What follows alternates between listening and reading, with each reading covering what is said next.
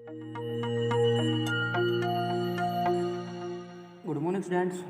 I am Rohit from Applied Science Department, working in RPIT College campus करना। Last video के अंदर हम discuss कर रहे थे probability of normal distribution and probability curve. तो आज उसको आगे ही कंप्लीट करते हैं। तो हमारी 4 प्रॉपर्टीज़ तो हो गई थी, आज हम 5th प्रॉपर्टीज़ हम आज डिस्कस करते हैं। रेंज हमारी हो गई था, तो देखो दोबारा देख लेते हैं रेंज मेरे पास क्या थी। जो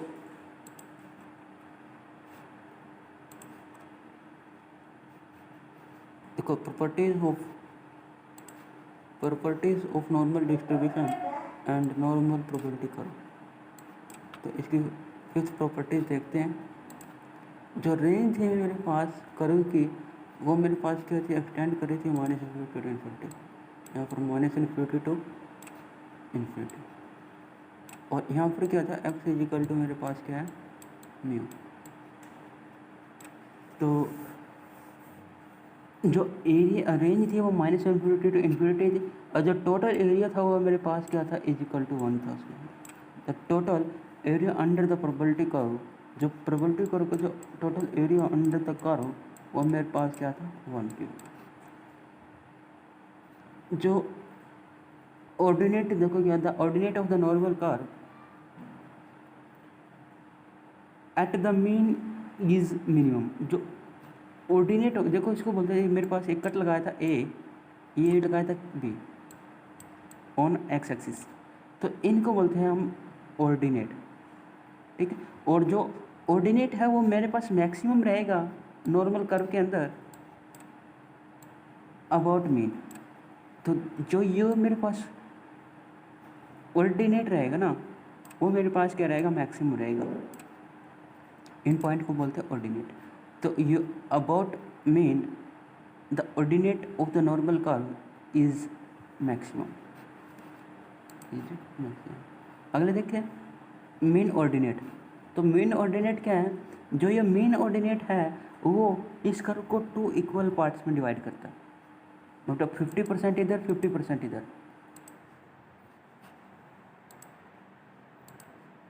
है ना।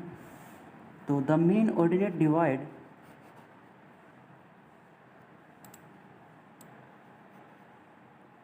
the area under the curve into 2 equal part, that is 50% on right side and 50% on left side.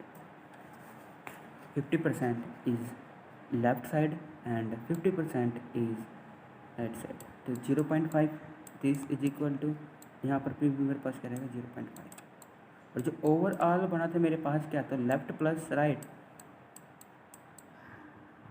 This is equal to मेरे पास क्या था, 1 के बराबर ना। 50% 1 का क्या आएगा, 0.5, और इसका भी मेरे पास क्या आएगा, 0.5, है ना। और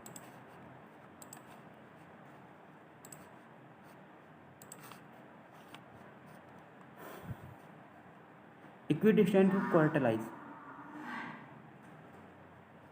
इक्विडिस्टेंस ऑफ क्वार्टलाइज में मेरे पास क्या आएगा,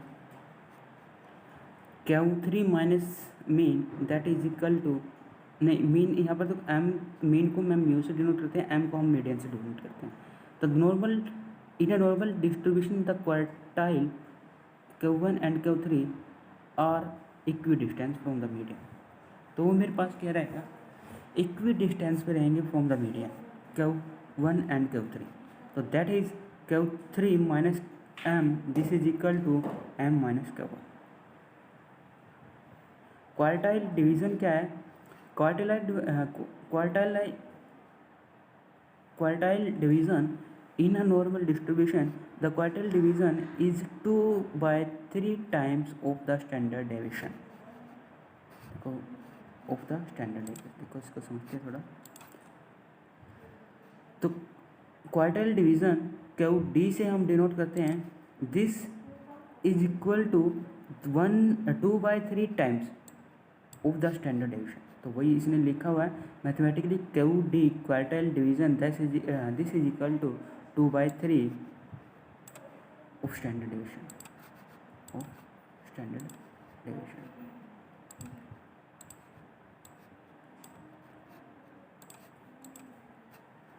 मीन डिवीजन क्या कह रहा, इन नॉर्मल डिस्ट्रीब्यूशन के अंदर the mean division is 4/5 times the standard division.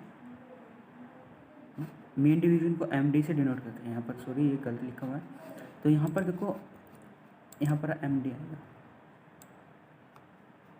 M D. तो mean deviation this is equal to 4/3 times of standard deviation, 4/3 times of standard deviation. Continuous probability distribution last video में भी हमने discuss करा था। क्या था मेरे पास, continuous probability distribution the normal distribution is a distribution of continuous variable, so therefore it is called continuous probability distribution। और इसके कांस्टेंट की अगर हम बात करें नॉर्मल डिस्ट्रीब्यूशन के अंदर जो मीन है वो म्यू से डिनोट करते हैं, एक्स बार से डिनोट करते हैं, एम से स्मॉल एम से डिनोट। स्टैंडर्ड डेविएशन वही हमें पता है कि सिग्मा से डिनोट करते हैं। वेरिएंस को हम वेरिएंस को क्या होता है, स्टैंडर्ड डेविएशन का स्क्वायर। तो ये हमारे सिलेबस में नहीं है, इनको ये नहीं करना, ठीक है।